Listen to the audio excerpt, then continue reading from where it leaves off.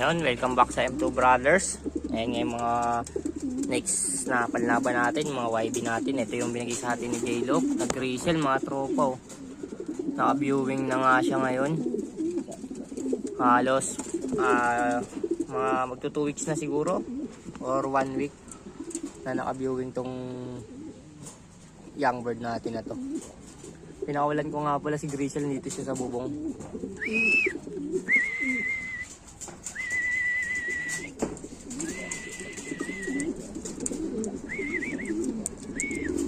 Kapatid nga pala ni Grisel to sa tatay.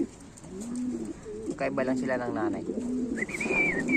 Kaya si Grisel mga tropa, kuya niya yan. Kuya ng young bird na to.